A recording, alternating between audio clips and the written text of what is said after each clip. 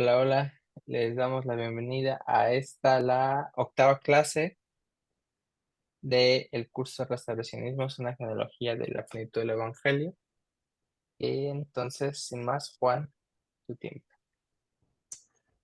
Gracias. He querido insertar esta sesión porque no quiero dejar de lado una de las fuentes principales de la restauración y una posición general de restauración en el pensamiento norteamericano, que es la masonería.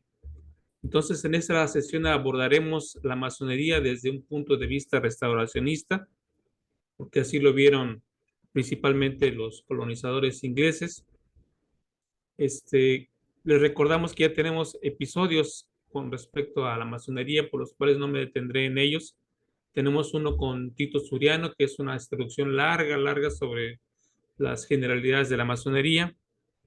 Tenemos también los pilares del cielo. Tenemos dos sesiones donde hablamos particularmente sobre los aspectos históricos del entorno cultural de la familia Smith. Hoy ampliaremos algunos de esos entornos. Y también tenemos especialmente cómo el neoplatonismo cristiano este, hizo su trasvase en la masonería, fue la masonería una expresión del mismo. En ese episodio ya hablamos acerca de algunos textos que van a ser influyentes en el pensamiento norteamericano con respecto a la preexistencia, a ideas restauracionistas. Y en esta sesión quisiera enfocarme en esos aspectos en donde la masonería se considera a sí misma una restauración, cómo plantearon ellos su desarrollo histórico dispensacional y cómo esa visión dispensacional tanto se alimentó de otros movimientos cristianos dispensacionalistas y milenaristas, pero le dieron su toque especial en la masonería, de tal manera que al remezclarse en posteriores movimientos en el siglo XIX, dieron ese carácter único y distintivo que es el pensamiento restauracionista norteamericano. Debemos recordar que la masonería eh, tiene un carácter cristiano, por lo menos sus fundamentos originales así lo son. Eh, las corrientes que se denominan antiguas consideraron necesario e importante conservar esta idea de elementos cristianos y figuras cristianas. Los modernos minimizaron finalmente estos aspectos y en el desarrollo tanto de cristianismo y del restauracionismo en Estados Unidos, eh, los masones, al igual que estos grupos, fueron evolucionando y diferenciándose hasta que tenemos una masonería del siglo XXI que cuando la comparamos con los siglos anteriores, 18 y 19, podremos encontrar notables diferencias en su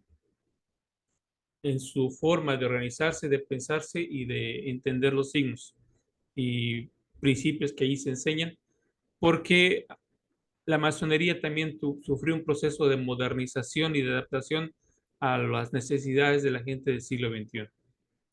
Entonces, hay dos ramas de la masonería, la operativa y la especulativa. Para nuestros efectos, a nosotros nos interesa la parte especulativa, porque es donde se desarrollan aquellos aspectos que consideraríamos, entre comillas, doctrinales, y nos van a permitir a nosotros ver este aspecto de cristianismo que tenía la masonería. Entonces, la masonería para algunos tiene su fuente en el siglo XIV, pero ya como con el carácter que la conocemos y con el carácter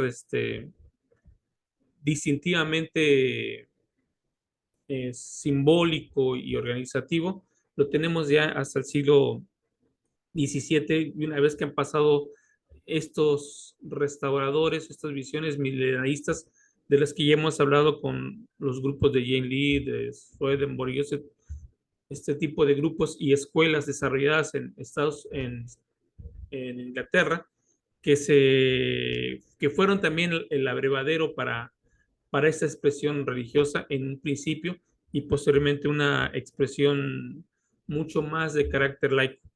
Esa expresión de carácter laico se va a dar, recuerden, porque hay una crisis muy fuerte con respecto a la monarquía y también con el aspecto en el que se va a organizar la sociedad inglesa.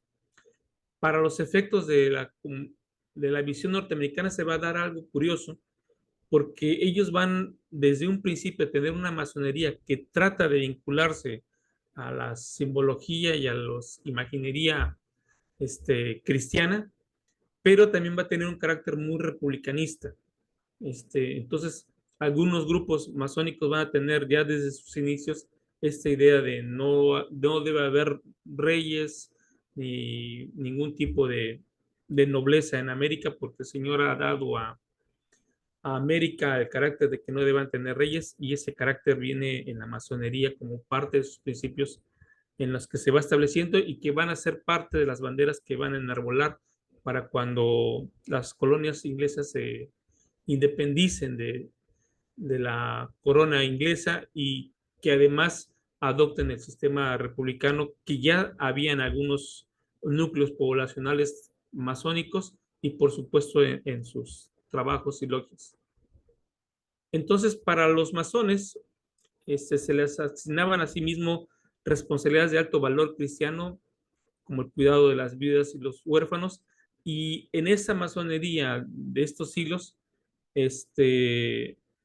se requería que el masón fuera un cristiano devoto.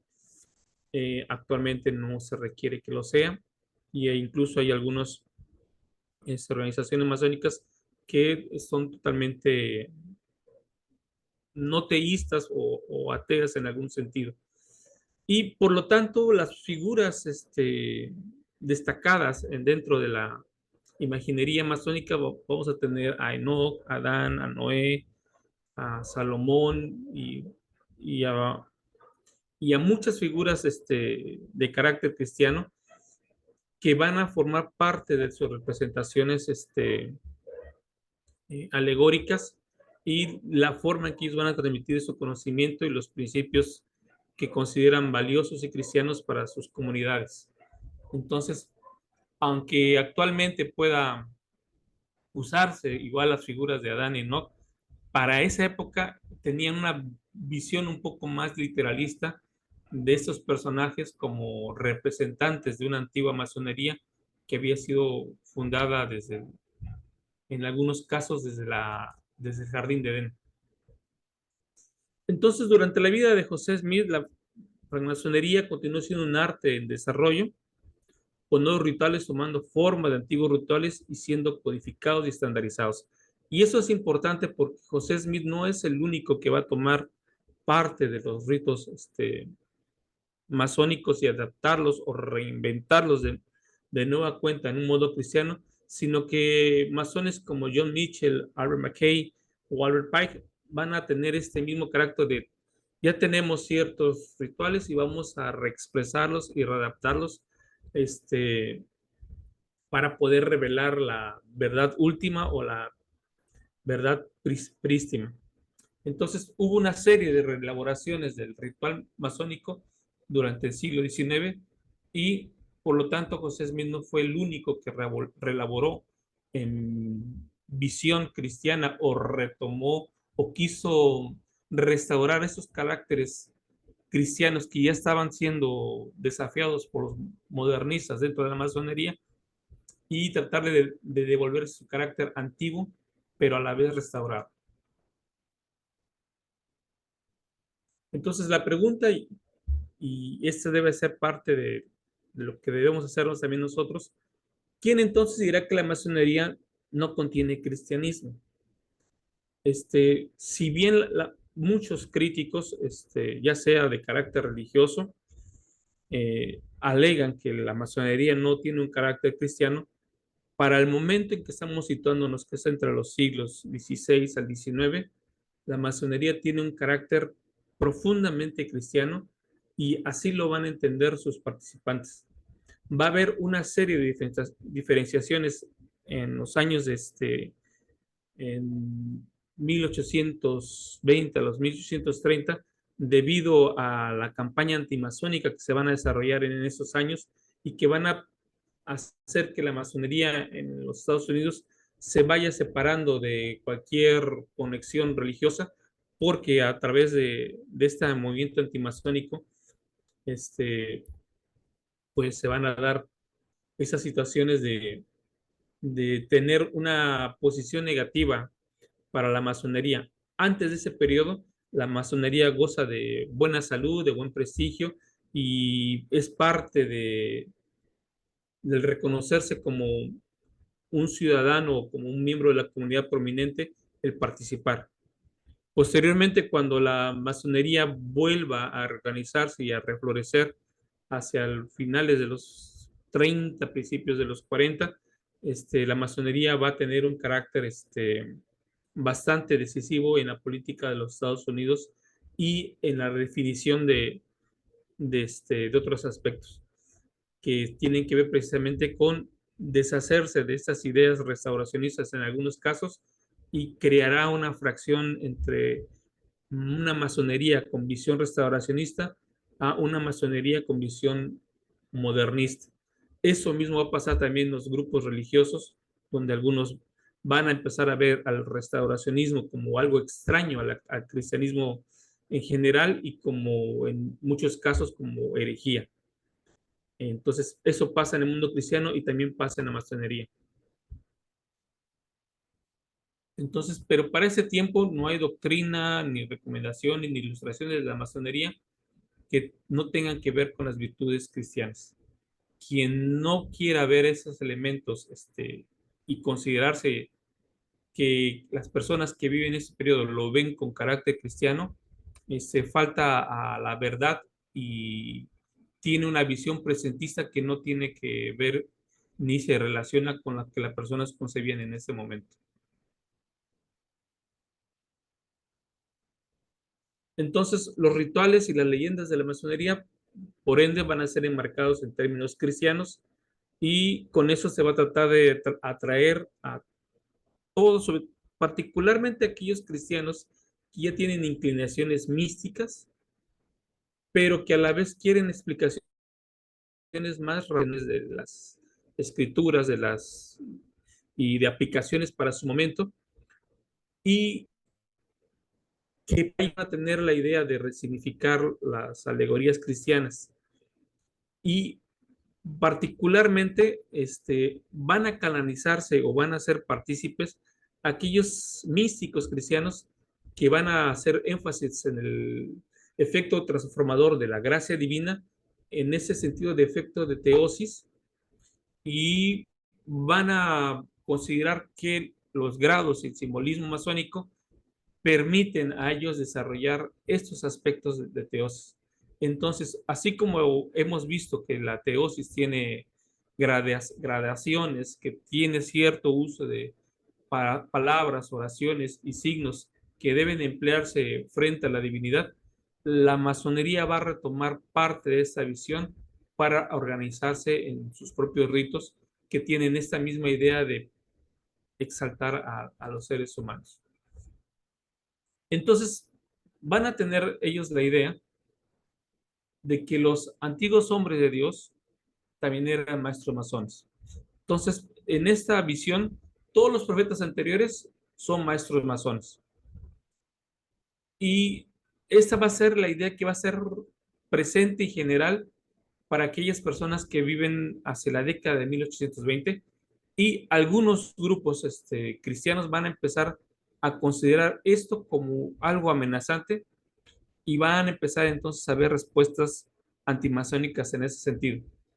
¿Por qué? Porque la masonería está, recuperando la figura de los profetas anteriores, está retomando la visión dispensacionalista del cristianismo y al unir a otros grupos de cristianos se está presentando como una suerte de competencia religiosa sin ser exactamente una religión, pero que está permitiendo a muchas personas agruparse en una nueva visión del mundo, de la vida, y además porque durante esos periodos ya han habido demasiados experimentos restauracionistas con la idea de establecer ciudades santas o desencantos con profetas que prometían el milenio cercano o el advenimiento de Cristo o el establecimiento de la Nueva Jerusalén, Sion o una ciudad santa en particular, y los cuales no habían llegado a un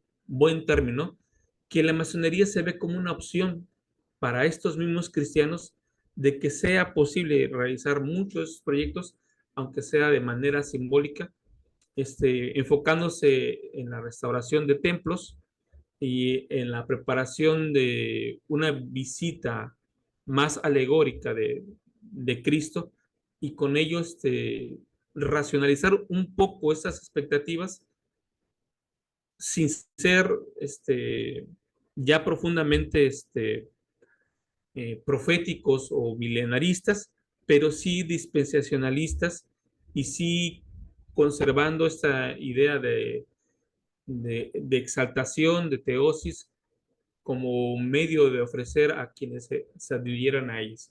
Entonces, otros grupos lo van a ver como amenazante y de ahí van a venir una serie de tradiciones que se van a reflejar en nuestra época con tanto el temor católico, porque los católicos también se van a unir a esas cruzadas, como del temor protestante contra la masonería, porque están en un área de competencia muy cercana. Entonces, la masonería hacia los finales del siglo XVIII va a desarrollar ya de manera concreta esa idea de restauración. Entonces, esas ideas de restauración en la masonería viene primero la idea de que hay apostasías y restauraciones, y que por lo menos han habido 5 apostasías y restauraciones en ese momento, que se esperaba que hubiera una nueva restauración en algunos grupos que fuera la sexta, y finalmente una séptima donde es el fin de todas las cosas o el gran maestro se revela a sus discípulos. Entonces están en este punto, y William Hutchinson va a discutir ese tema en su libro El espíritu de la masonería, y afirma que, número uno, Adán es el primer masón y que enseñó a sus hijos los principios filosóficos contenidos en la masonería. ¿Y qué sucedió? Que cuando los hombres empezaron a multiplicarse sobre la tierra, algunos pues perdieron el conocimiento y la verdad, y solamente un pequeño grupo retuvieron los conocimientos puros y perfectos, pero al ser pocos, a veces tenían que guardar las doctrinas puras para un siguiente periodo debido a la maldad de los hombres, y por lo tanto los maestros masones de ese momento se constituían en guardianes de la verdad y del conocimiento. Esas apostasías se van a reflejar como veremos más adelante, en desarrollo de las ideas de nuevo con Caín, con con el faraón de Egipto y con otra serie de personas que ellos consideran que tenían parte de la verdad, pero que solamente hasta que llegara el momento de restaurar en cada dispensación la verdadera masonería, pues solamente se tenían fragmentos. Y estamos hablando finales del siglo XVIII. Entonces, ellos pensaban que cuando la falsa masonería causaba una degeneración, invariablemente se necesitaba una restauración y una nueva dispensación. Como resultado, la francmasonería había pasado por al menos 5 grandes periodos, como he comentado, cada uno presidido por los antiguos patriarcas, considerados como grandes maestros de la masonería en su época. Y así tenemos a Adán, tenemos a Moisés, tenemos a Enoch, tenemos cada una de esas dispensaciones, incluyendo a Jesucristo, en, en el tiempo que él fue estuvo en la tierra. Se consideraba que él había sido transmisor a sus discípulos de la verdadera masonería, y que se esperaba que en el fin de los tiempos pues se reunieran en un solo conjunto masónico todas las verdades. Y particularmente va a ser muy entusiasta la participación masónica de los residentes de Vermont. Si se acuerdan quién nació en Vermont, ¿verdad? ¿Sí? Entonces, allí, bueno, en ese ambiente Este, sí, sí, Enrique. Ah, No digo José Smith y Brigham Young, dijiste la vez pasada. ok, así es. En ese ambiente de Vermont, ellos van a presentarse originalmente como una república, la República de Vermont, y durante ese periodo deciden ser más o menos una suerte de ciudad independiente. Ya desde entonces a los de Vermont les gustaba eso de crear sus propias ciudades con su servicio postal autónomo, su moneda autónoma, con sus propios bancos, con su propia guardia. Entonces, eso está presente muy fuertemente en la cultura y la tradición de esta gente de Vermont, que más adelante, cuando vayan y funden otras ciudades, van a tener parte de esas mismas características. Y entonces va a ser tan fuerte la idealización y la presencia del pensamiento masónico que podemos aquí observar que hasta sus propias monedas de ese entonces van a ser acuñadas con simbología masónica como una forma de manifestar que ellos son una república, esta ciudad santa, pero en este caso con ese carácter y simbolismo masónico, y por lo tanto son como una especie de Sion, pero a lo masónico. Dentro de este entorno de Vermont, vamos a hacer un paréntesis porque va a haber una persona que va a destacar aquí, que va a ser Nathaniel Wood.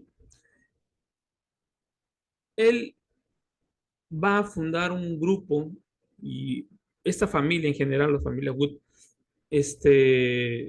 van a tener una suerte de entre masonería, restauracionismo y carácter profético. Finalmente su grupo va a fracasar por diversas situaciones y escándalos, pero por ejemplo, él, una de las cosas que va a tener con su grupo es lo de los nuevos israelitas.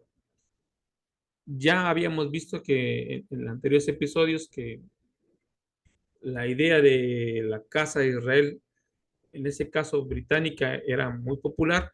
Ahora los nuevos israelitas están aquí en América, son, son ellos consideran que son el verdadera casa de Israel y van a tener este carácter de poder a través de la revelación dar la tribu a la que pertenecen las personas, están esperando la restauración de todas las cosas, están también esperando el momento en que el Señor les indique dónde deben de construir un templo. De hecho, Wood dice que había recibido la revelación de construir un templo.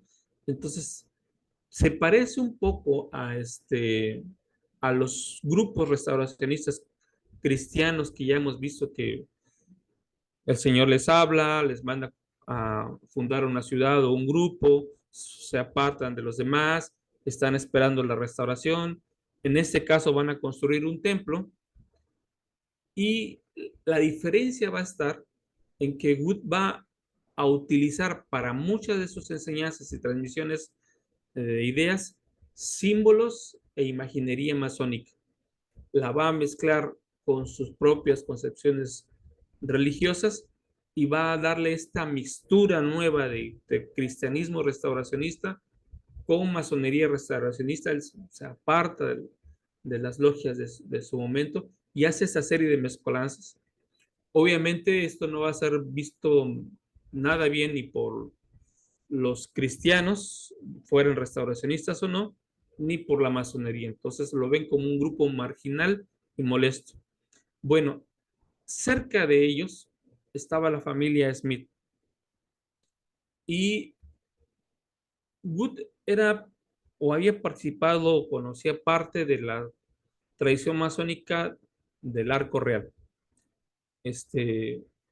Generalmente tenemos la idea, o sea, o como es más popular en esta época, pensar en la masonería en sus 33 grados y cosas así, que es más del rito escocés, pero aquí estamos hablando del rito de York, que contiene 3 grados básicos y el grado del arco real, y tiene otra serie de grados superiores, pero el grado más importante, y lo vamos a ver más adelante en esta presentación, es precisamente el del Real Arco.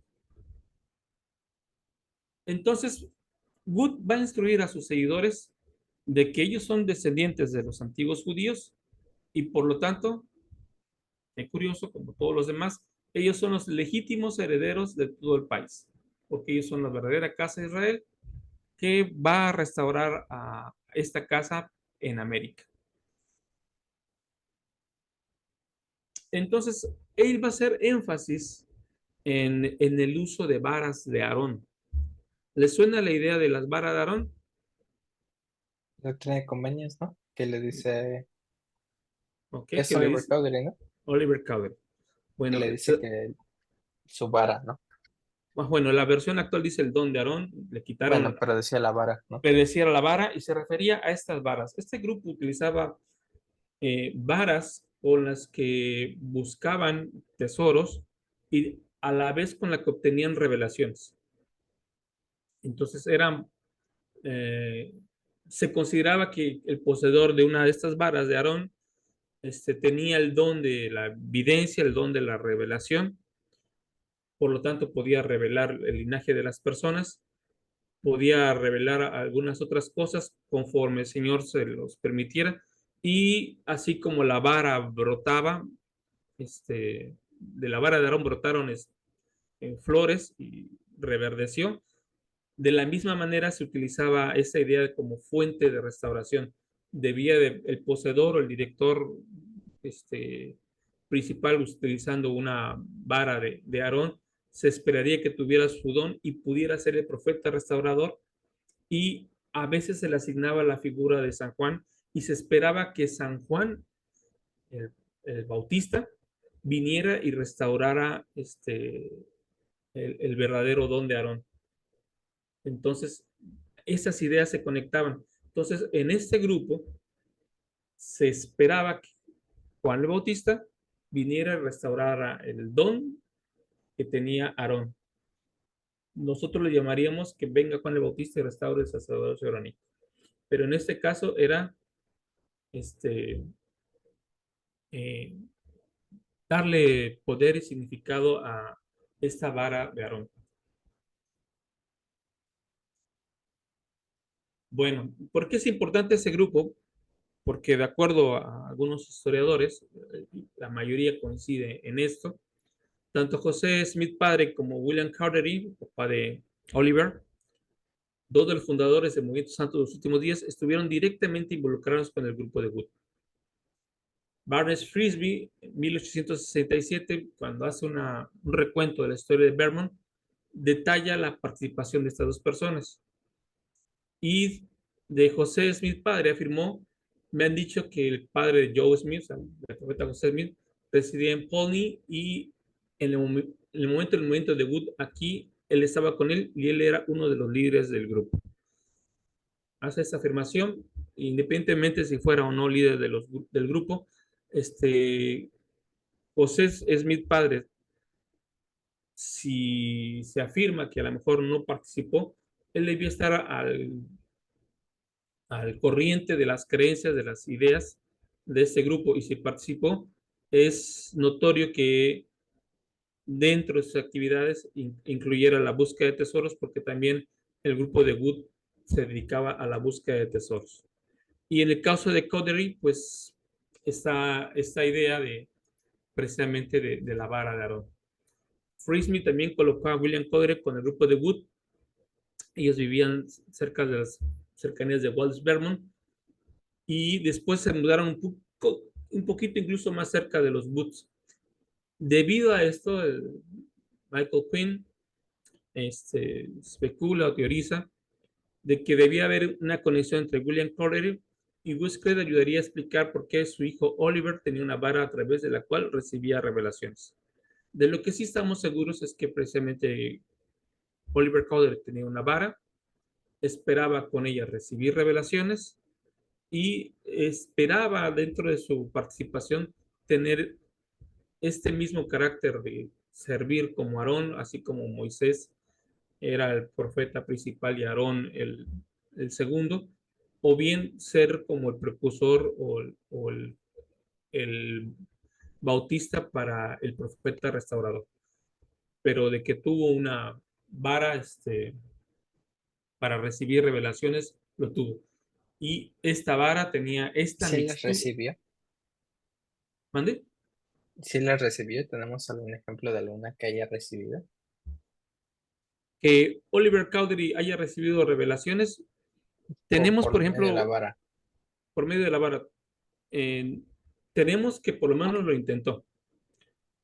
Sí tenemos textos o revelaciones, o lo que ahora está incluido en nuestras escrituras como parte de Doctrina y Convenios, que son textos de Cowdery, a pesar de la Doctrina y Convenios 20, pero también otras, pero particularmente no se tiene evidencias de que él haya desarrollado más revelaciones, sobre todo porque casi desde el principio dijeron, no pudiste y ya. Y porque se va a privilegiar otras fuentes de revelación o objetos de revelación por encima de las varas. Pero de que su familia la haya usado y que él pretendiera usarlos, esto, esto sí es posible. Y en la masonería, para el periodo de José Smith, va a estar la idea, y hasta aquí en poemas que se publican en los periódicos, como el que presento aquí, la idea de que hay una palabra perdida o un evangelio perdido o un signo perdido y que se espera que sea restaurado. Entonces, generalmente cerca de las celebraciones de San Juan o previos a las Navidades se recordaba esta idea de que la verdad debería de brotar por la tierra, se debería de mostrar el nombre inefable y verdadero de Dios y con ello restaurar todos los elementos este, característicos de lo que ellos consideraban la verdad en su plenitud. Entonces, esta idea de que hay una palabra una verdad resguardada bajo la tierra y que hace necesaria restaurarla, va a estar haciendo juego con otras visiones restauracionistas, de tal forma que quienes buscan tesoros a la vez están buscando en América esta antigua palabra o esta antigua conocimiento verdadero que le puede ser revelado a través de ángeles o de espíritus que guardan estos tesoros y por lo tanto mostrarse el verdadero significado de las cosas. En la región de Villa José Smith había una serie de cuevas, de lugares y de montículos a donde ellos se acercaban y no solamente él, sino en generaciones anteriores había habido personas que mezclaban o identificaban estas dos ideas de encontrar la verdad con encontrar un tesoro.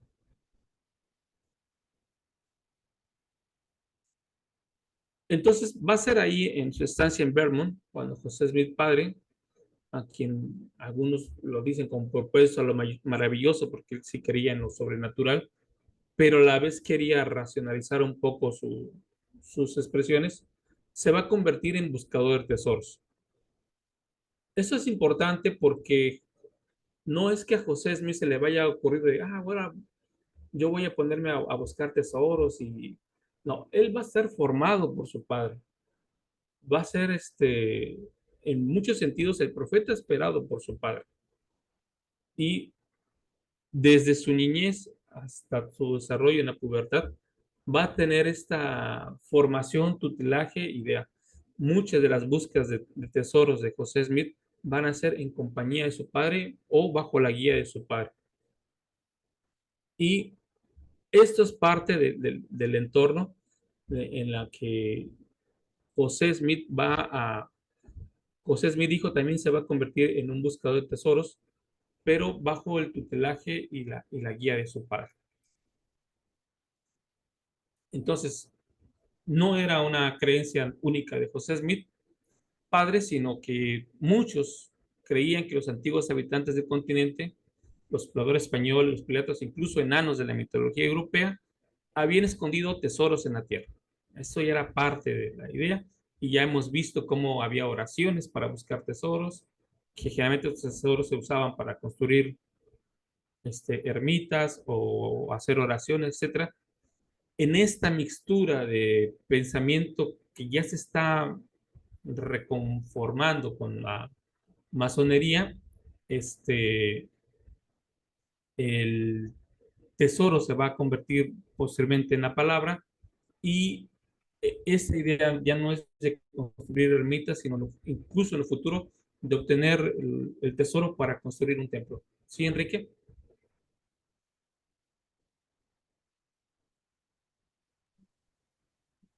Juan, respecto a lo que mencionas, entiendo que antes de 1820, José Smith ya estaba en búsqueda de tesoros.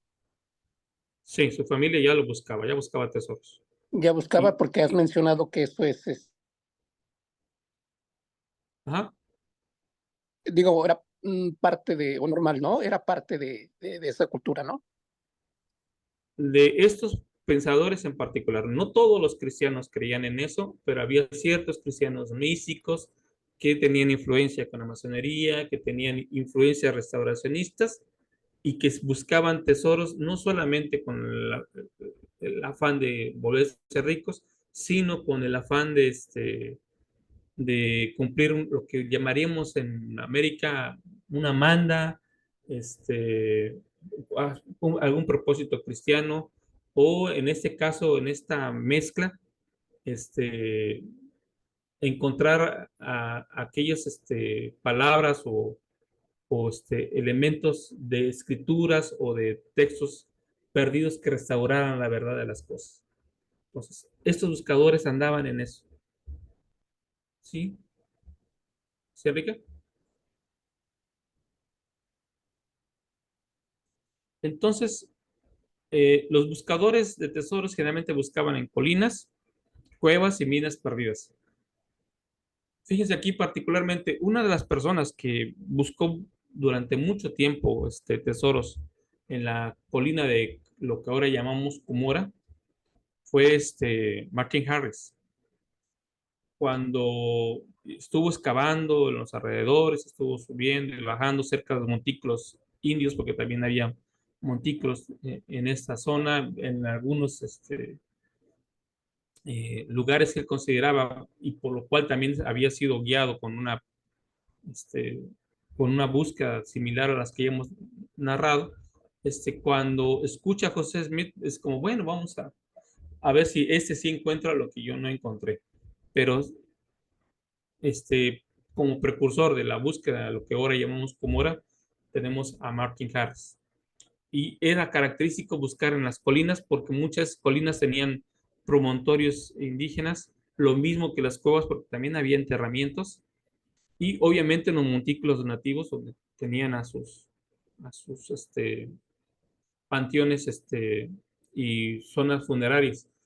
Y fíjense cómo se va a remezclar y a convertir posteriormente en una idea hasta de terror para las películas del siglo XX y XXI, donde los montículos indígenas y los panteones indígenas van a ser fuente de esos espíritus que van a estar molestando en las películas como Poltergeist, etcétera, pero que sigue teniendo esta relación. Hay espíritus en estos montículos que no dejan descansar o no se apaciguan hasta que se haga alguna manda o se cumpla algo con ellos y se va a transformar en nuestras películas de terror del siglo XX y XXI, pero en el siglo XIX y XVIII, estos espíritus o guardianes entre los muertos, que son muertos indígenas, y que recuerden que son los antiguos pobladores que eran de la casa de Israel dentro de esa visión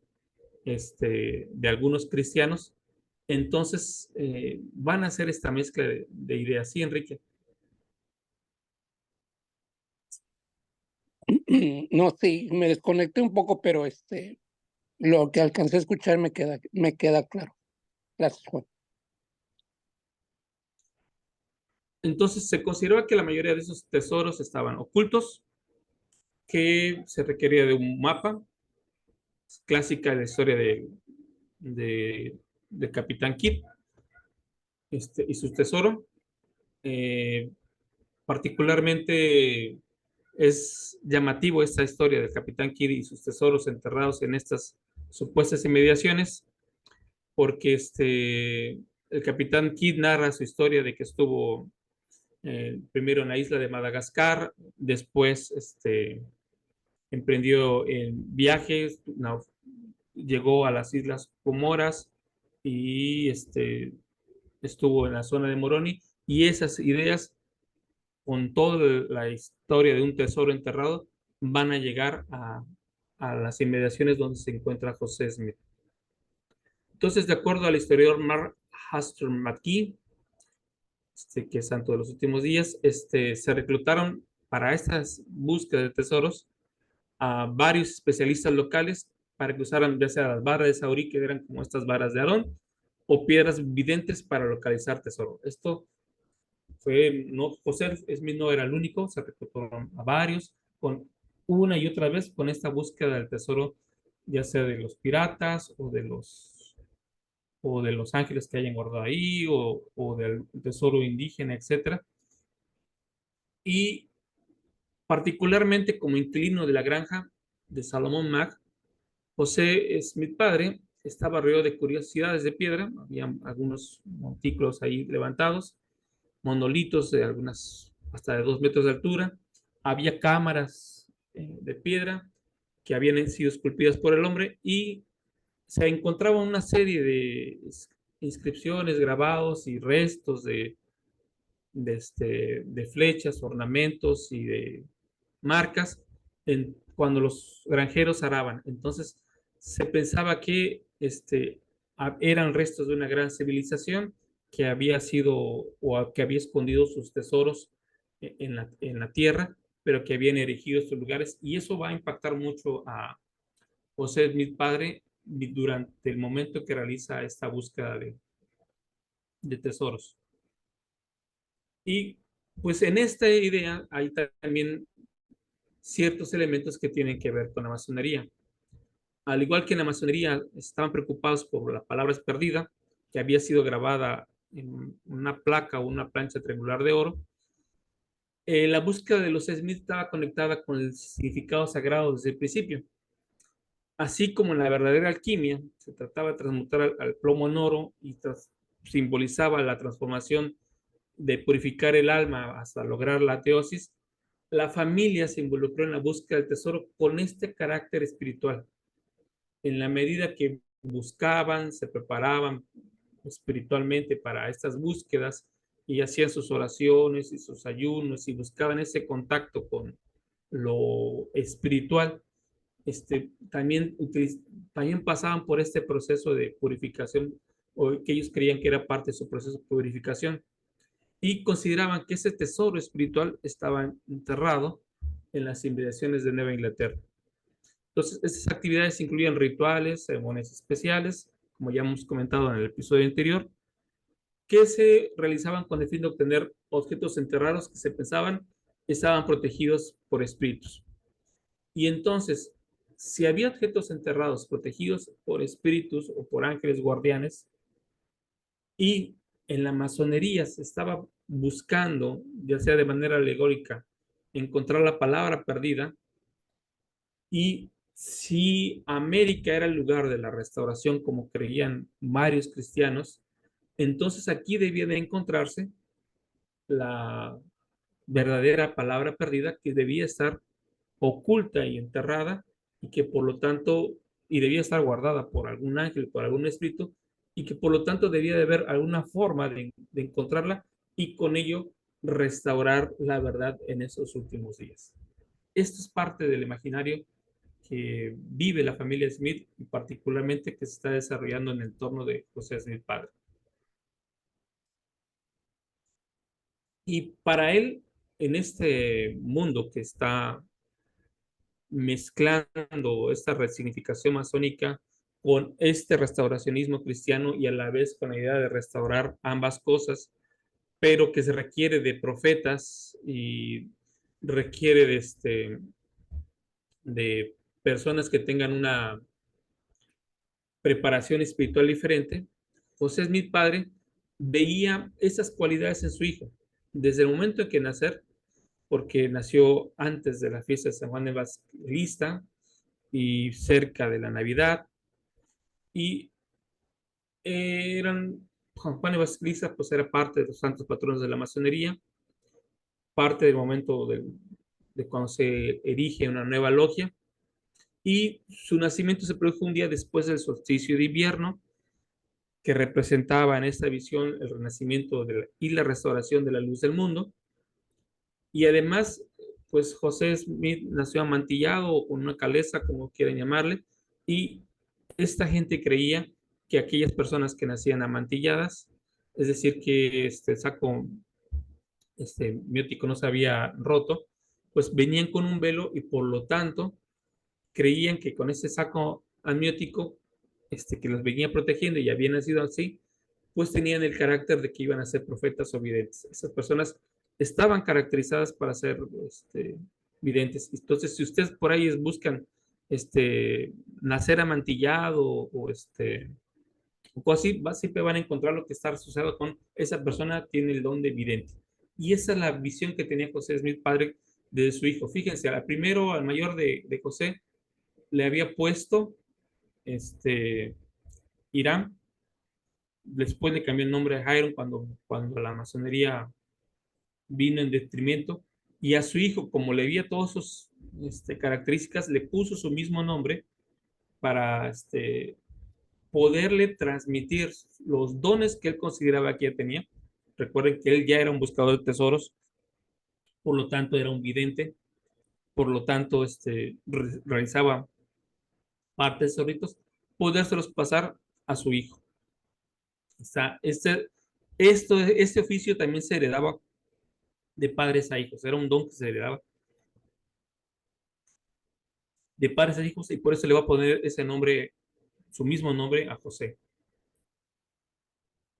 Entonces, el momento masónico está, recuerden que José Smith, padre, está en ese momento muy interesado en la masonería, ya platicamos en periodos anteriores, cómo él había tratado de ingresar a la logia, había sido rechazado porque le encantaba tomar tantito, porque aparte había fracasado en sus negocios, pero finalmente, posteriormente había sido aceptado. Su padre, Asael, era un practicante de la masonería y él llegó a creer que su hijo era el legendario restaurador masónico que podía encontrar la palabra perdida, y por eso él tuvo la intención de proporcionarle a su hijo una piedra de vidente.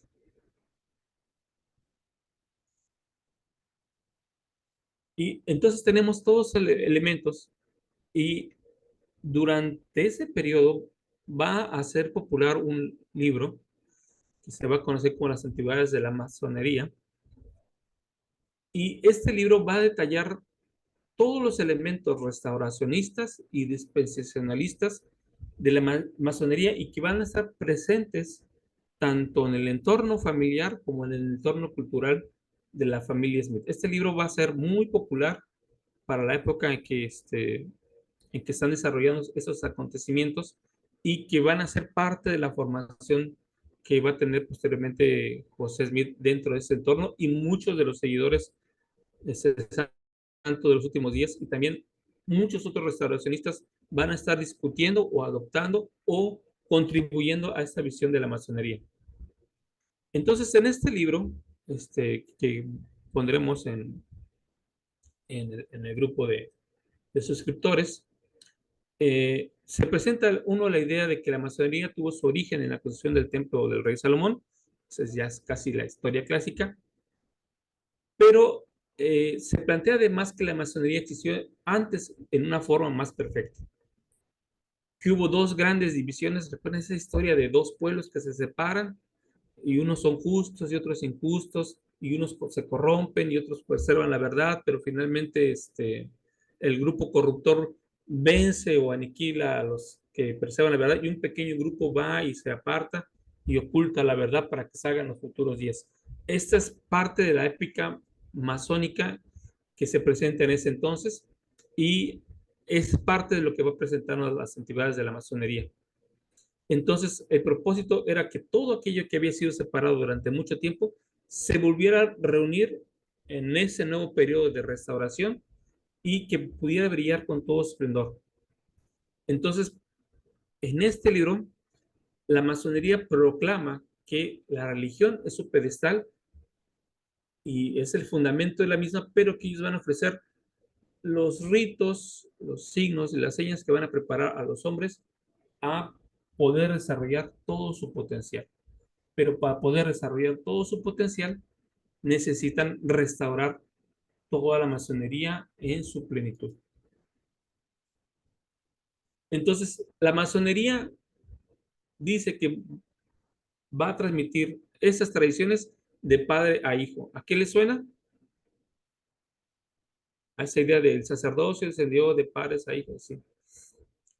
Y van a preservar Patriarcal, ¿no? el orden patriarcal, junto con el conocimiento de la existencia eterna de Dios. Y el otro punto, la inmortalidad de los espíritus. Recuerden que la masonería aquí, en ese sentido, es neoplatónica y abreva del neoplatonismo cristiano, y por lo tanto, para este momento de la historia de la masonería, hay una inmortalidad de los espíritus, hay una preexistencia y hay un conocimiento eterno de Dios de lo cual ellos son guardianes. Y por lo tanto, después de que vino el diluvio, los hombres degeneraron en la incredulidad, pero esta incredulidad se conservó entre la posteridad de Cam. ¿Les suena esa historia? Sí, es muy conocido. Entonces, sobre esos principios se basan las tradiciones de la masonería de padres a hijos. Y después del diluvio, los hombres degeneraron la incredulidad, como ya hemos comentado. Y por eso, entre esa degeneración de la incredulidad, los egipcios van a tratar de imitar al orden de Sem o al de Melquisedec.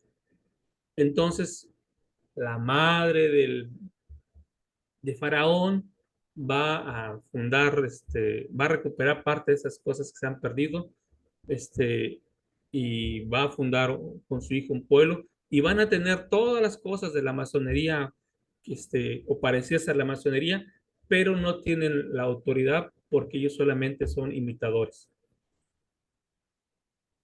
¿A qué le suena? ¿Ah? Y entonces, los hechos de la creación y la destrucción de la humanidad por un diluvio general fueron, sin embargo, demasiado importantes, por lo que cuando ocurrió este cataclismo, la verdad tuvo que ser resguardada porque durante ese periodo, entre Noé y Enoch, las naciones cayeron en apostasía y por lo tanto se tuvo que guardar la verdad bajo la tierra para ser restaurada posteriormente.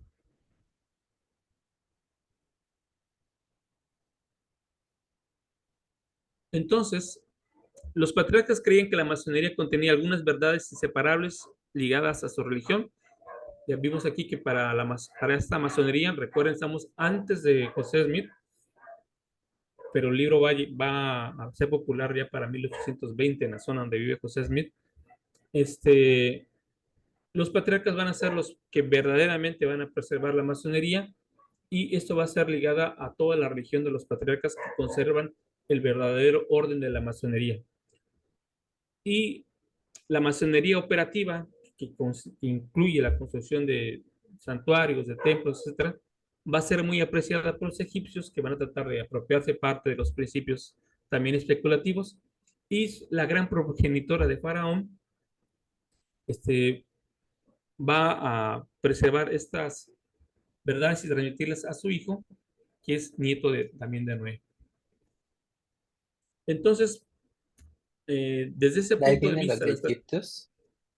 ajá, ándale, como el Egipto. Aquí no se llama Egiptos, pero es la misma historia de Egipto, de una madre que persevera, funda la dinastía de los egipcios, pone a su hijo, organizan la masonería bajo el orden de los patriarcas, pero no son como los patriarcas, porque no tienen el orden verdadero, pero tratan de imitarlos y ser lo más justo posible, con todo, tratan de preservar parte de estos textos y de inscribirlos en sus pirámides, etcétera.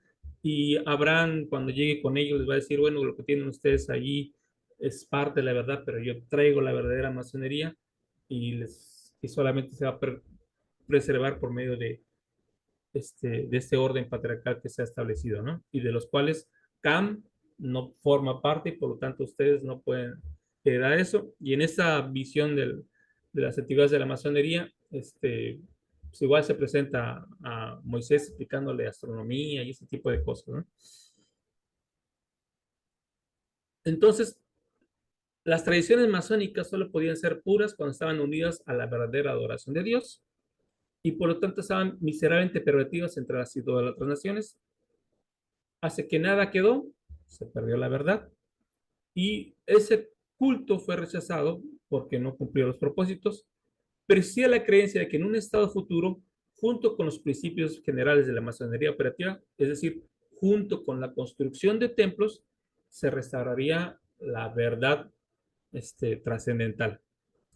Y estas se conservaron en medio de la creciente degeneración de la humanidad y su apostasía de Dios y de la verdadera religión.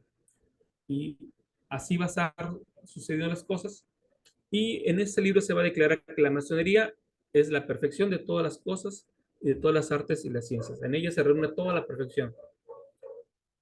Y que desde el principio del mundo podemos rastrear el fundamento de la masonería y que el gran arquitecto del universo fue el fundador de la masonería, o sea, Dios es el gran fundador de la masonería y enseñó por primera vez a Adán estos principios. Y la pregunta de los 64,000 que se hacen los críticos y que el mismo autor también hace. Si esto es verdad, ¿por qué no se ha escrito en las Sagradas Escrituras? La respuesta va a ser porque estos libros fueron escritos después de la apostasía y por lo tanto no conservaron la plenitud de la verdad y por lo tanto las escrituras estaban incompletas, no tenían la plenitud de la verdad que solo podía restaurar la masonería.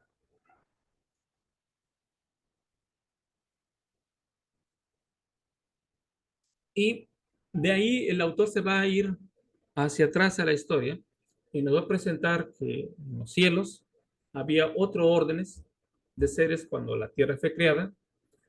Uno de esos órdenes rechazó la luz, que habían sido ángeles de luz, y fueron expulsados de la sociedad del cielo por desobediencia.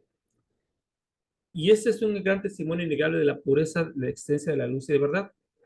Aquellos que se preservaron en la luz y de verdad vinieron a esta tierra y se tuvieron que enfrentar a esos hijos de las tinieblas que habían desobedecido en este mundo anterior. Y entonces de esa manera había o existía una posición en todas las cosas desde el principio. Pues aquí vemos parte de la recuperación del mundo enoquita, mezclado con restauración, mezclado ahora con el dilema entre la masonería verdadera y la masonería de las tinieblas.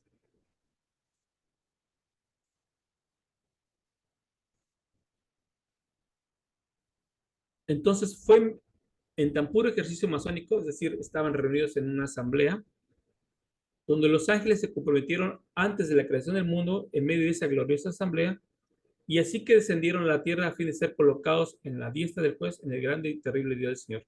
O sea, los ángeles vienen a esta tierra, descienden, pero se preparan para regresar a la presencia del juez cuando venga el día del Señor, que es los últimos días.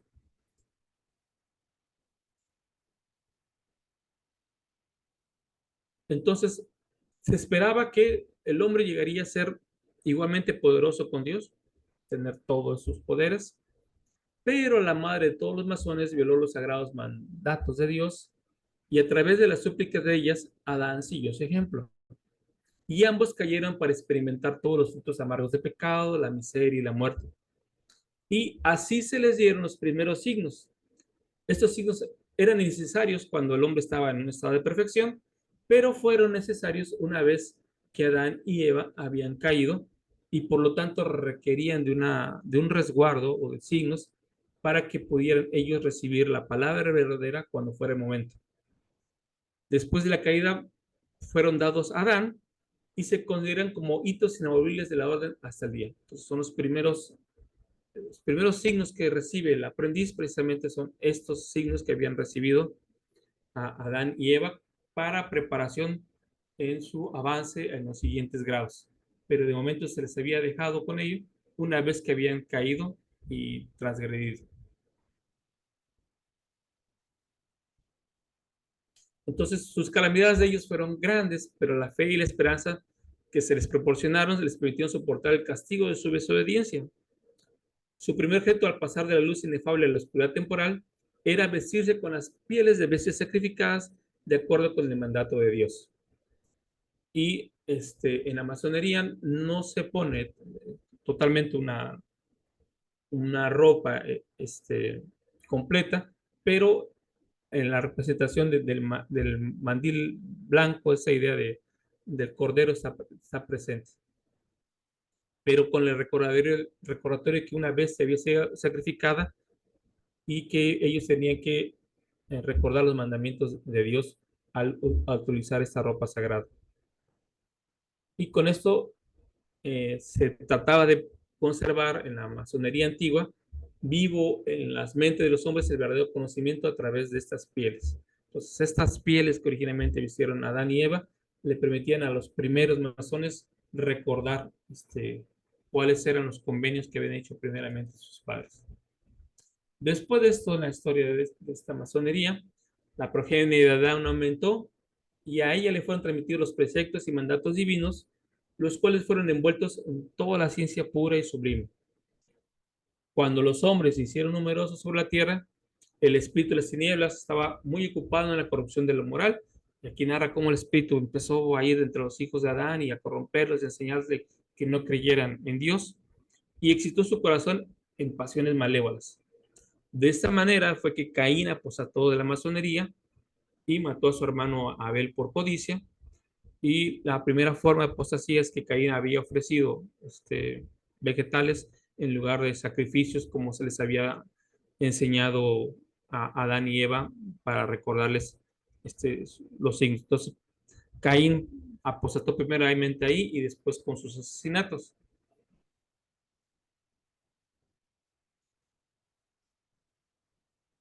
Y así sucedió con varios de los... después la narración narra cómo las descendientes de Caín siguieron una tradición falsa de la masonería y cómo los descendientes de Set procuraron mantener la verdadera masonería hasta llegar a Enoch, quien después de todos los patriarcas anteriores fue instalado como el gran maestro. Y a él se le concedió una revelación inmediata, se le presenta la visión de que la humanidad ha generado un aumento y se convoca una reunión de masones en un lugar muy especial y Adán se reúne con esta gran logia de masones, da una gran conferencia y ve toda su descendencia hasta los últimos días de la humanidad, se alegra por eso y le da un consejo a Enoch para que pueda preservar la verdad en medio de la impiedad que hay y en medio de lo que vendrá como futuramente en el diluvio a causa de la corrupción universal. Entonces, con esta reunión grande y general, Adán se despide de su posteridad y deja el resguardo de la gran logia a Enoch. Y va a haber otra cuestión de degeneración porque por el linaje de Enoch va a venir el verdadero orden y la verdadera linaje de Dios, mientras que los de la línea de Set con los de Caín se van a mezclar y por lo tanto también los que van a ser en el futuro gentiles van a perder la plenitud de la verdad por haberse mezclado con Caín. Y de la misma forma, aquellos pueblos que se mezclan con la descendencia de Caín no pueden participar del verdadero orden y por lo tanto no pueden ser admitidos. Pero los que descienden correctamente sin que se haya mezclado de manera impía, pues van a preservar la verdad. Y Adán trató de mantener a la gente en orden, pero siendo su rey y sacerdote, pero una vez que él murió, toda la faz de la tierra se transformó y no solamente se transformó físicamente, sino que todos degeneraron en la incredulidad. Entonces, Enoc tuvo que preservar los conocimientos que había adquirido y en medio de eso fue y acudió al Señor y tuvo una gran visión, subió a una montaña sagrada, lo más alto, y se le fueron revelados todos los secretos sublimes y se le mandó que construyera un templo, pero en las entrañas de la tierra. Y en ese templo que va a estar resguardado en esta montaña sagrada, pero eh, adentro, adentro de ella va a resguardar los secretos de la masonería y especialmente el secreto más importante, que es el nombre de Dios. Recuerden que en esta visión cristiano-platónica, los nombres y los signos son muy importantes, porque si tú sabes invocar correctamente el nombre de Dios y seguir todos los ritos que te llegan a él, entonces puedes, los cielos te pueden ser abiertos y tú puedes entrar en la corte del Dios mismo o ascender a donde él está. Entonces, por eso era importante preservarlo, y solo en la visión masónica era la forma de preservarlo, pero también en la visión cristiano-platónica, esta era la forma con el verdadero nombre, y acá se junta con el cabalismo y su uso de los nombres, el poder acceder en plenitud a la deidad. Luego, pues hizo una plancha de oro. Aquí nada más fue una planchita, ¿no? En ella es una plancha que a veces está representada por un triángulo equilátero con 18 pulgadas, con piedras, incrustaciones de piedras en algunos relatos, o con una piedra para revelar estos nombres en otros. Se le adorna también con ágatas y otras piedras de las mismas dimensiones, y en esa plancha se graban los caracteres inefables que Enoc había visto en su visión, y los guarda y los oculta para que en el futuro sean restaurados.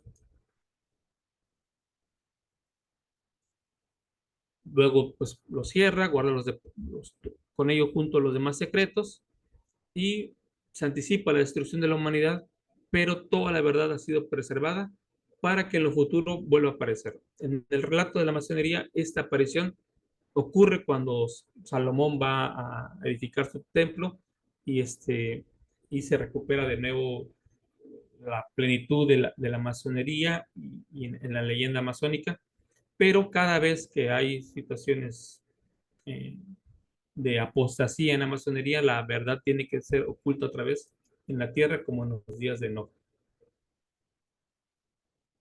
Entonces, se le pidió que aceptara el gobierno supremo de la fraternidad para restaurar la primitiva pureza de la antigua masonería, esa idea de que vamos a restaurar la verdadera masonería a fin de que fueran reconciliados con lo que Dios había anunciado. Entonces, dentro de algunos practicantes de la masonería está esta idea de restauración, dispensaciones que han ocurrido a través de los profetas, y la preservación en plancha o una plancha de oro de la verdad para que sea manifestada en los días en donde deba de haber la restauración de una nueva dispensación o una nueva logia, para poder elevar a los hombres a su plenitud. No sé si hasta aquí tengan algún comentario.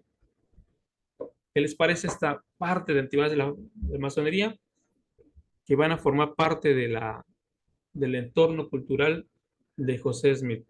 Y aquí vemos, yo creo que vemos muchos elementos interesantes que posteriormente van a estar codificados de una forma que, cuando uno lee algunas revelaciones de José Smith desde la óptica de masón, dices, esto se refiere a esto o esto se refiere a otra cosa, ¿no? Sobre todo lo que se refiere al orden patriarcal, a la preservación del relato de Enoch o algunos otros elementos. Entonces, no sé si tengan hasta aquí algún comentario.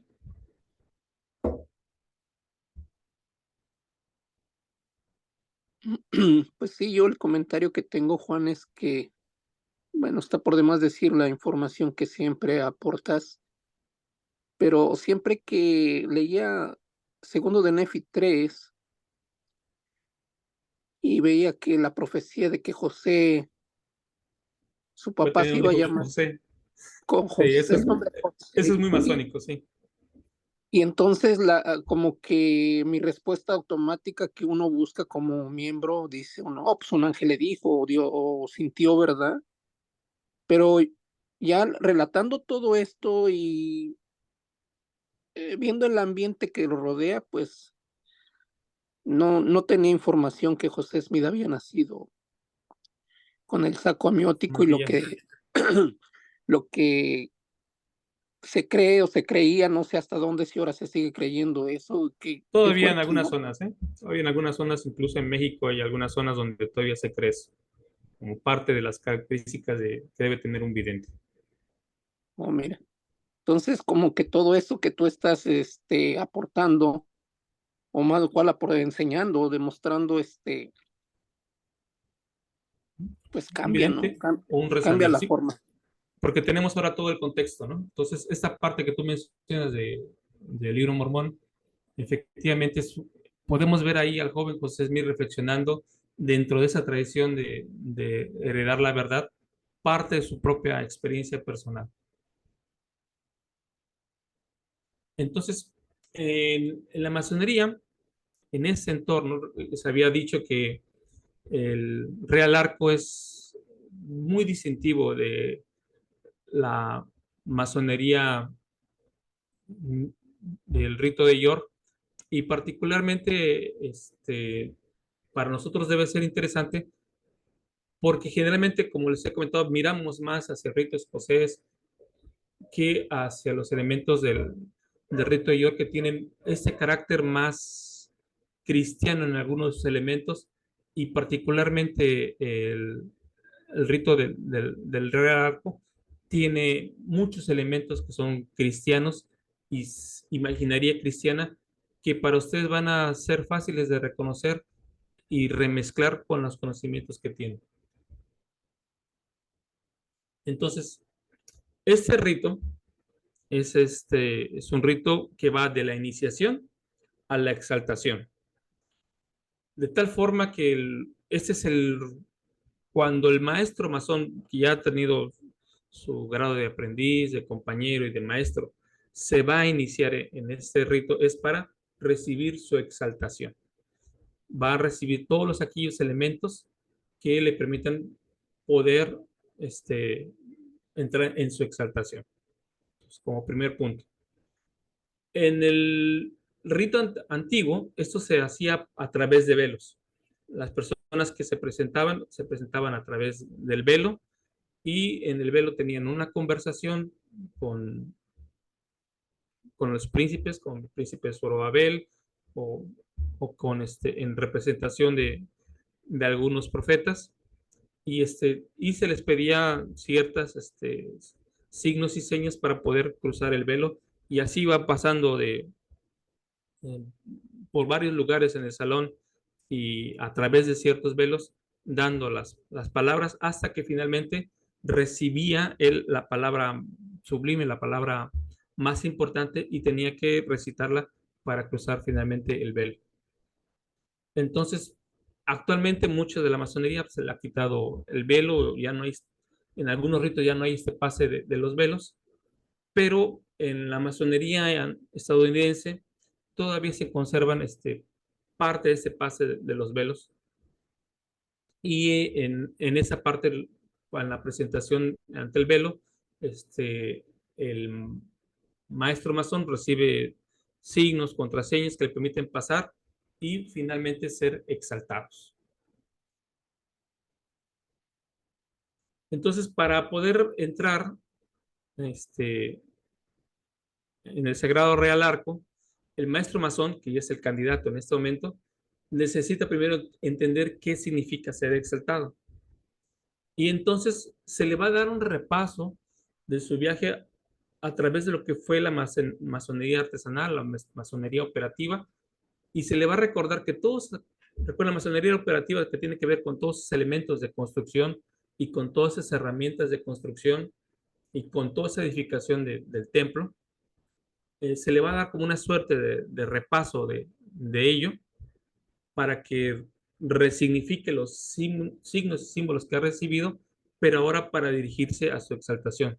Entonces se le hace un recorrido como si fuera un recorrido por todo el progreso del hombre hasta llegar a ese momento. Y se le recuerda que la masonería antigua y pura consta de 3 grados, no hay más grados, pero una vez que se reciben estos 3 grados, se ha avanzado desde el más bajo hasta el grado de masón, ahora sí está preparado para recibir su exaltación.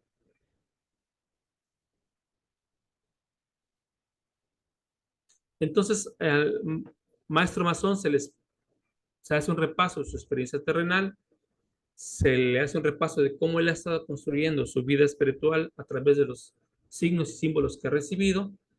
Se le presenta esa idea de un segundo templo, porque antes de ser masón tenía un templo que había estado corrompido y sucio en el mundo, pero ahora que ha construido a través de su esfuerzo un segundo templo, que es este grado de maestro masón, puede estar ya en la actitud de reemplazar al primero. Y ahora, cuando pase a este momento de exaltación, este nuevo templo que ha construido va a ser uno con el gran arquitecto. Y ahí termina su viaje con la masonería artesanal, es decir, con todos esos signos de materiales de construcción, para pasar a otros signos que no tienen tanto que ver con los materiales de construcción. Entonces le dicen, te confiere una prueba de mérito que consiste en una contraseña que conduce al grado que buscas de ser exaltado, ¿no? Y la palabra es Ami Ruhama, que es un texto que está en la Biblia, que está escrito en hebreo, que significa mi pueblo ha obtenido misericordia. Y el maestro recibe esta palabra, la repite 3 veces y se le explica entonces cómo es que el pueblo, la casa de Israel, ha recibido misericordia. Entonces, en todo este elemento vamos a tener a Zorobabel, vamos a tener a Esdras y Nehemías participando de aquí como representaciones del escriba, del sacerdote y del rey en este elemento de exaltación. Y es importante porque en esta idea, pasas de profeta a rey y finalmente pues recibes tu exaltación, ¿no?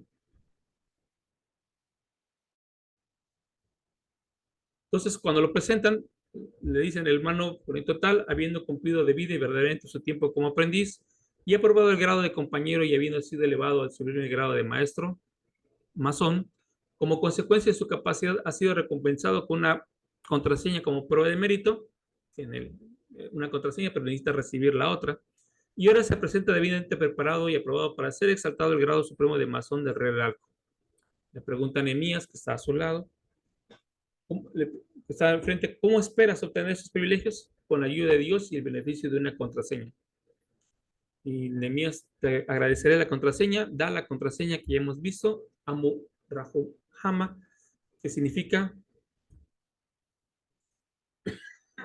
mi pueblo ha obtenido misericordia, que es lo que responde el candidato.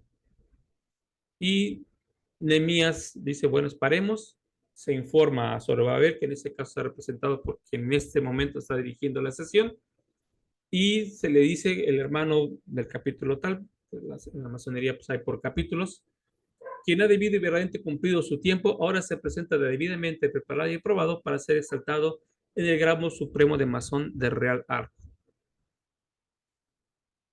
Es que se presente ante el velo y se le concederá su petición. Después de que es de nuevamente presentado ante el velo, se hace una oración y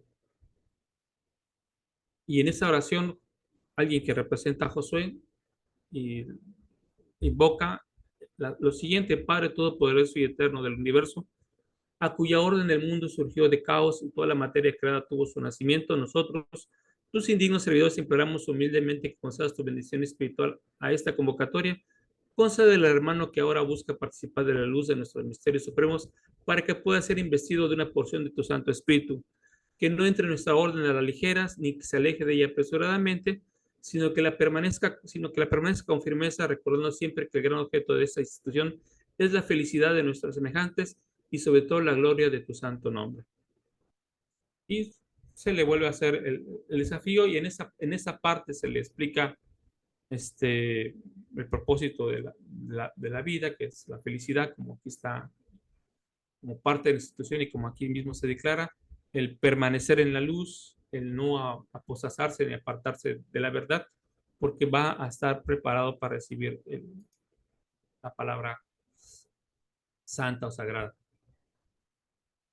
Y entonces se le hacen algunos recordatorios y se le pide que ponga su mano derecha sobre las escrituras y repita los nombres expresamente y diga después de él: yo, fulanito de tal, en presencia del Dios altísimo, verdadero y vivo, y de este capítulo del Santo Real Arco de Jerusalén, aquí reunido, regularmente congregado, legalmente constituido y divinamente dedicado, por mi propia voluntad y acuerdo, por la presente y por la presente juro solemnemente y fervientemente que ocultaré para siempre y nunca divulgaré ninguno de los secretos y misterios restringidos de este ilustre orden, denominada el Santo Arco Real de Jerusalén, a cualquier individuo, a menos que sea él o a ellos que legalmente puedan tener derecho de recibirlos, ¿no?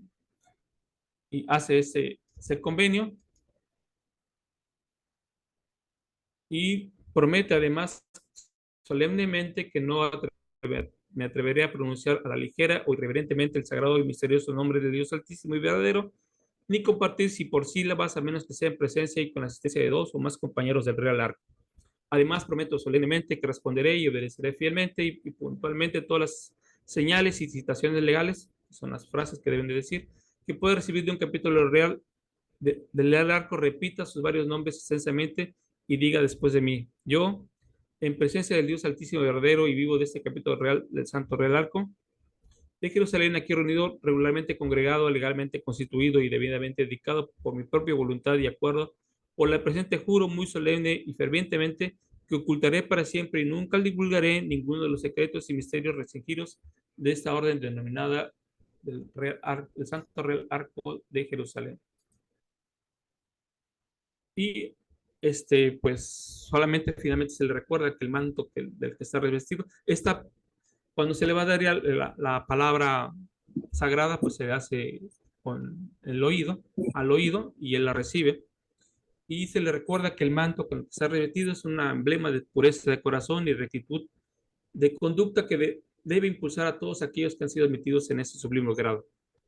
Pues condecoro con esta joya como muestra de aprobación, porque se le agregan algunas joyas a este manto de este grado sagrado y se le entrega una insignia de la orden.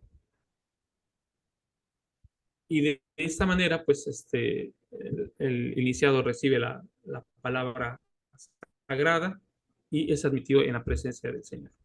Y por lo tanto es exaltado. ¿Sí, Hamlet?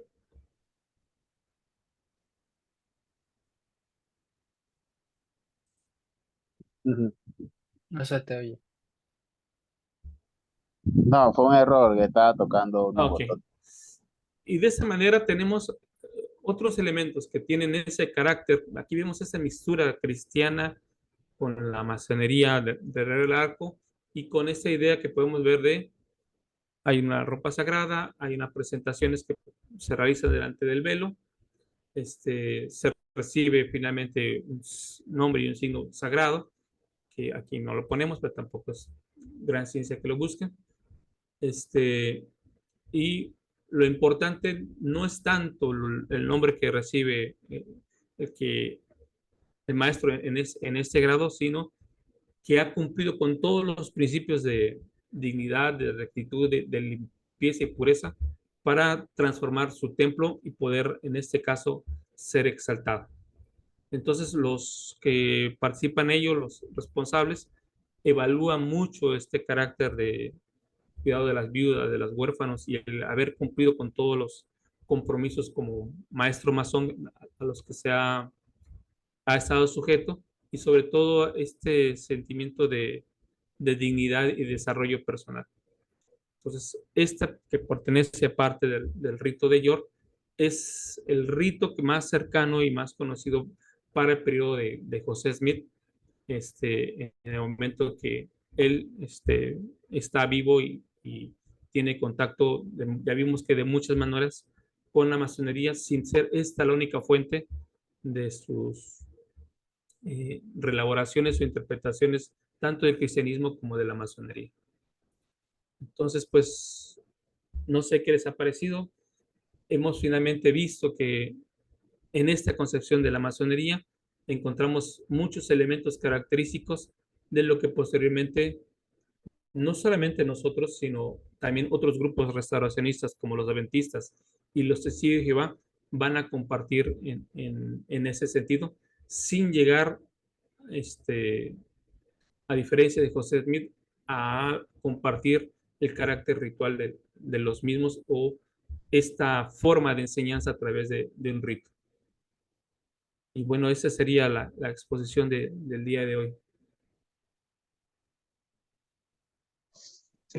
Bueno, personalmente ha sido, ¿se me escucha o Sí, no sí, sé si me Emanuel, te escucha? escuchamos. Bueno, personalmente ha sido mucha información, pero muy buena información. Este, Cada vez que veo estos datos, siempre pienso en Brigham Young, John Taylor y la mayoría de los miembros de esa época. Creo que muchos ya estaban acostumbrados a ciertos sermones sobre que los británicos eran descendientes de Efraín, etcétera. Y me pongo a pensar a veces en John Taylor, quien investigó, él mismo decía que investigó mucho de la iglesia, de lo que decía, de lo que profesaba, y que él obtuvo un testimonio verdadero de esta religión, de esta iglesia. Y, y personalmente es bueno tener estos datos como, como para tener más contexto sobre qué fue el precursor de la restauración y por qué fue tan necesaria esta restauración. Creo que ya podemos ver que se hablaban de ciertos temas, se hablaba más que nada de este tema de la masonería que podemos ver un poco presentes en tal vez en algunas de las enseñanzas que nosotros profesamos, pero también noto que la masonería toma muchos elementos de la Biblia. Yo al menos veo que José Smith fue un catalizador de poder obtener la parte más este, pura, digamos, de estos ritos, de estas enseñanzas, sin necesidad de hacer un copy-pega. Y, y no sé, a mí al menos me gustó mucho esta clase. Sí, lo que nosotros queremos enfatizar es que la restauración se da en un contexto y a veces nosotros no vemos todos los elementos del contexto. En este curso he querido enfatizar básicamente estos elementos del cristianismo neoplatónico con estas visiones restauracionistas y milenaristas y como decía al principio de estas sesiones, como con olas se mezclan, fluyen, refluyen hacia atrás, hacia adelante y es un proceso de mistura, de resignificación en todo momento. Los profetas y la restauración no se hace en el aire, no se hace fuera de la cultura, ni fuera de las ideas preconcebidas de las personas, ni del aspecto en que se formaron. Entonces, Dios no habla fuera de nuestro contexto. Y, y si realmente fuéramos a hablar a Dios, no lo entenderías o no lo entenderíamos porque Él realmente lo que hace es adaptarse a nosotros en nuestro lenguaje y circunstancias. Y también para presentar de que para nosotros quizás a veces es un poco complicado ver esos elementos porque lo tenemos mucho más presente en nuestro desarrollo cultural. Forma parte a veces de nuestras visiones o de las formas que tenemos previstas y las consideramos naturales. De la misma manera que ahora podemos ver qué elementos de la mitología mesopotámica, egipcia, persa, etcétera, influyeron en la redacción, composición y reagrupación de textos que ahora llamamos escrituras, de esa misma manera que se mezcla eso, de esa misma manera se mezclaron esas cosas en la restauración de los últimos días. O sea, no se trata de pensar que fue, como comentaba, especialmente un plagio, de la misma manera que no pensamos que los autores de la Biblia se plagiaron los textos mesopotámicos o egipcios, sino que ese trabajo profético fue siempre de resignificación de las cosas ya existentes para darle un sentido útil y útil y necesario para la gente de su tiempo. Eso también significa que no siempre esas cosas van a continuar en todo momento a lo largo de la historia de la restauración. Algunas van a ser quitadas, suprimidas, adaptadas, dependiendo igual de las necesidades. La restauración, como hemos dicho, tiene su énfasis en tener la autoridad de Dios y realizar los convenios verdaderos para poder formar parte del pueblo de Dios y prepararnos para su presencia. Todo lo demás es accesorio, es cultura, es ambiente, y durante esos procesos puede incluso haber errores. Y costará algunas veces sacar esos errores de nuestra cultura, porque es tan poderosa nuestra visión cultural que a veces no nos permite ver esos errores, y la revelación no va a fluir si mientras no hacemos parte del esfuerzo de identificar qué elementos forman parte de su cultura y pueden estar siendo perniciosos para que la restauración no llegue en su plenitud para el momento en que ahora vivimos. ¿Sí, Sofía? Sí, yo quería comentarles un poco, no sé si esta es la última clase o si queda alguna otra.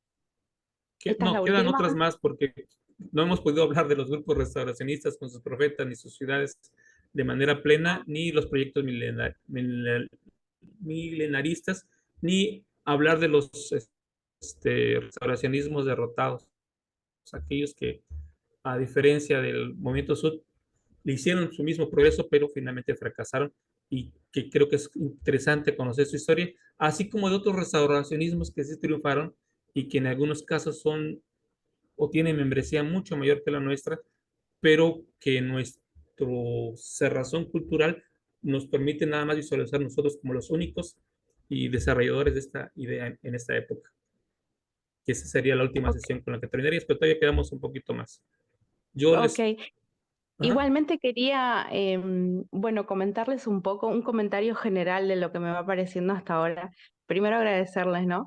Y segundo que me cambia totalmente la perspectiva que yo tenía del profeta José Smith, porque ahora lo puedo ver, gracias a toda esta información, como una persona activa, es decir, no es alguien pasivo que estaba de repente sentado en su cama y de repente bajó un ángel y oh, qué lindo, tuvo una visión.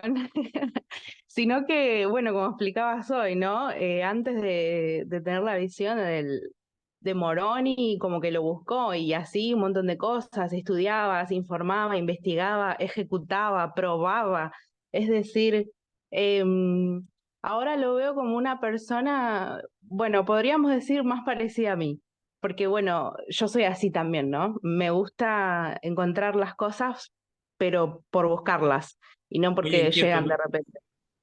Claro, sí. Entonces, me encanta y me hace pensar en que esa es la verdadera revelación. No existe eso de que estoy sentado bajo un árbol y bajo un ángel, sino que trabajo para obtenerla.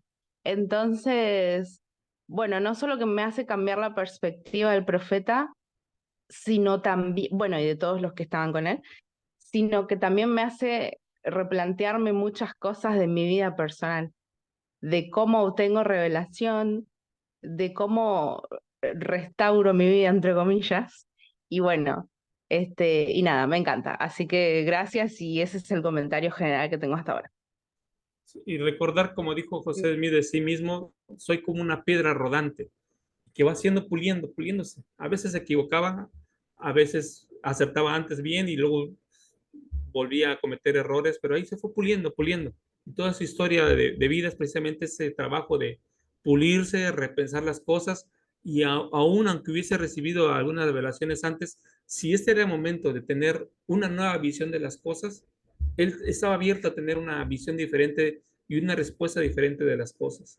Lo podemos ver en la declaración del artículo de fe número 10, de cómo una pequeña visión de Sion se convierte en una visión expansiva de Sion. Y así como eso podemos ver muchas otras cosas que él va pensando y organizando en el transcurso de su vida. Conforme las necesidades y los desafíos y el conocimiento que va adquiriendo se vuelven mucho más complejos e interesantes, él está dispuesto a avanzar, está dispuesto a dejar de lado lo que no funciona y prepararse para lo que sea necesario en el futuro. Y él no le teme a reconocer de sus fuentes o nada, en parte porque su ambiente cultural, todos los demás exactamente están viendo lo mismo que él y tampoco les van a extrañar. Desafortunadamente en esta parte de la masonería, este, la gente de Nauvoo y de ese periodo tenía la ventaja de que tenían la logia ahí al lado y podían participar constantemente de ella y entonces tener algunas explicaciones que recibían ahí y que no eran tan necesarias explicarles en el templo de Nauvoo y que obviamente a nosotros pues nos faltan a veces esas explicaciones para que alguna de las cosas cierren. Pero bueno, ya tenemos nuestro curso sobre la preparación del templo que permitirá que algunas de esas cosas cierren. Pero precisamente el no comprender o no conocer el aspecto de José Smith nos va a llevar o ha llevado a algunos líderes incluso a tratar de remendar la historia o presentarla a su manera para que aquello que ahora les horroriza o que ellos piensan que está equivocado no aparezca. Eso es particularmente, por ejemplo, el caso de las piedras de evidente, donde Joseph Fielding de mí dice, pues no, eso no sé por qué hace aquí. Es más, José nunca las usó, no las conocemos. Dicen ahí los críticos que a lo mejor eran de otras cosas, pero no es cierto, y las guardan, ¿no? En la bóveda durante años. Hasta que llega un nuevo trabajo y una nueva revisión de las cosas, pues ya tenemos más comprensión del contexto histórico, y esto forma parte de una visión del cristianismo que no es propia de la gente del siglo XXI, pero que sí es propia del siglo XIX. Y lo más importante, que aunque le cueste reconocerlo tanto a los críticos como a nosotros, tiene un carácter cristiano. Cristiano, pero como ya no somos muy católicos y como ya no somos muy aferrados a algunas reliquias y cosas así, nos parecen cosas súper extrañas o mágicas o satánicas. Pero si nos vamos al entorno del siglo XIX, vemos cómo esto se mezcla con ideas de restauración, con ideas de reliquias sagradas, con ideas de que la verdad brote de la tierra, etcétera, que están muy presentes en la cultura de José Smith en su momento. Me gustaría agregar algo ahí de lo que decía Sofía. Yo no sé si Sofía hayas oído acerca de Julian of Norwich o Juliana de Norwich. No, Ella es una mística del siglo XIV que ella experimentó una serie de 13 visiones cuando era joven y el lapso que duran esas visiones fue aproximadamente,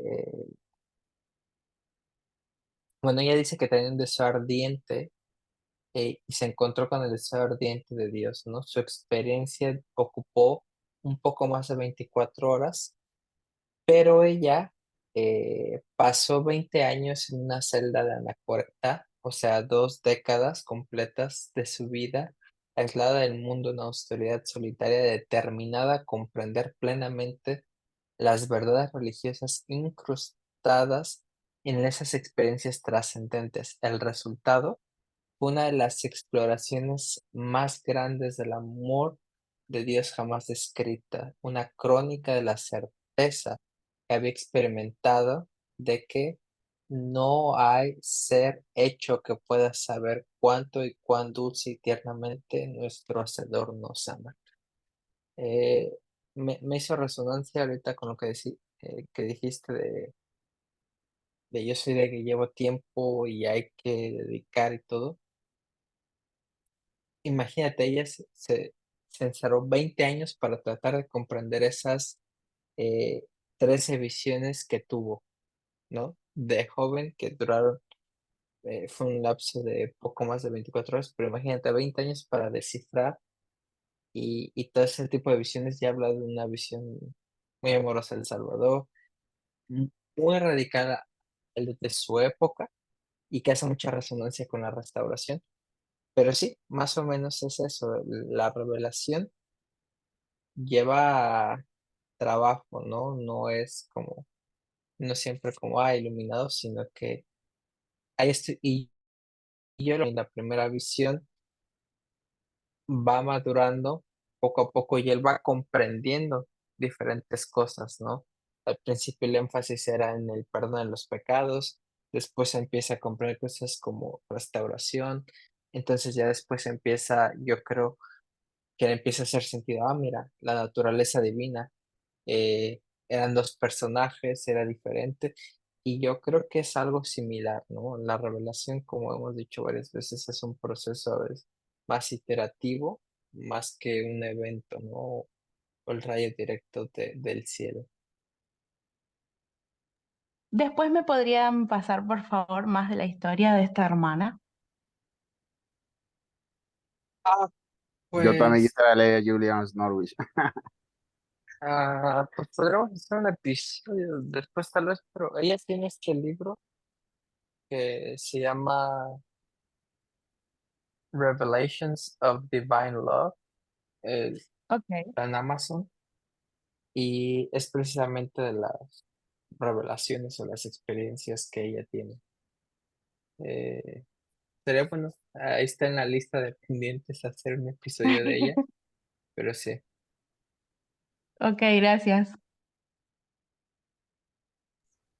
Bueno, pues finalmente agradecer por su participación y su entusiasmo. Les pido una disculpa porque hemos tenido variaciones en los calendarios por razones laborales y de salud. Nos esperamos la próxima sesión, será el próximo martes, y usamos el tiempo a las últimas preguntas y con ello finalizamos.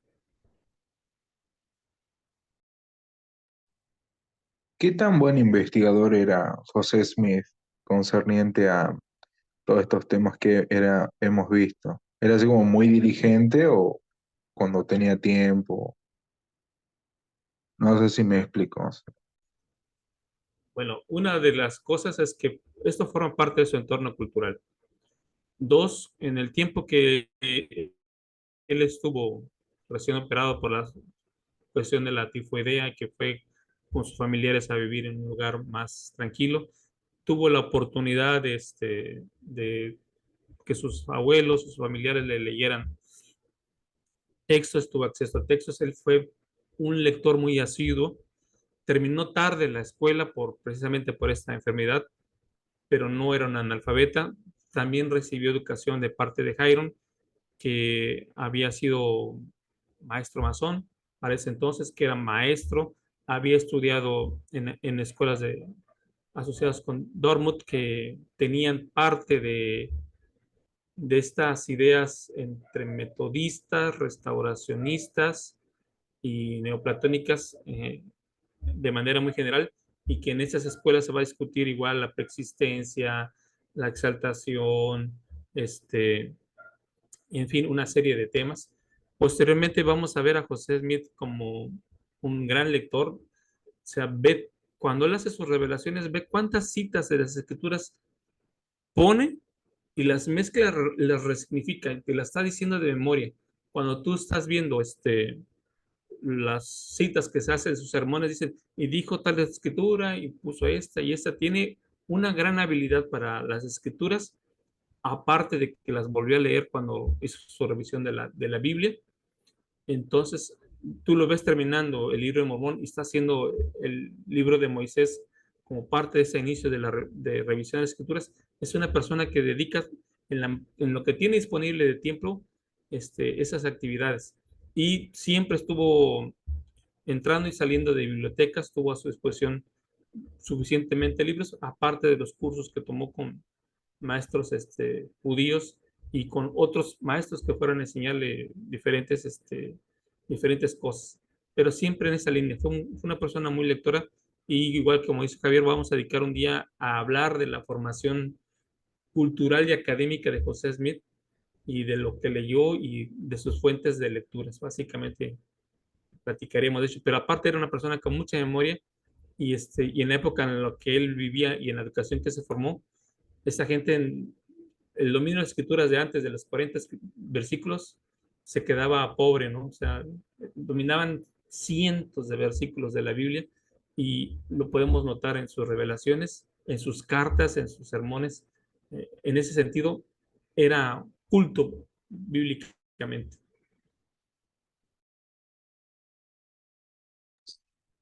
A veces me pregunto que si realmente murió antes de tiempo y que si tendría que haber hecho muchas más cosas o era el destino.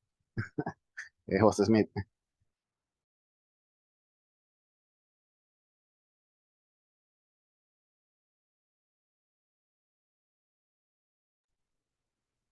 Bueno, pues si no hay más comentarios, gracias a todos ustedes y nos vemos el próximo martes, esperando que el trabajo y la salud nos lo permita. Muchas gracias. Bendiciones a Gracias, todos. Juan. Hasta luego. Gracias.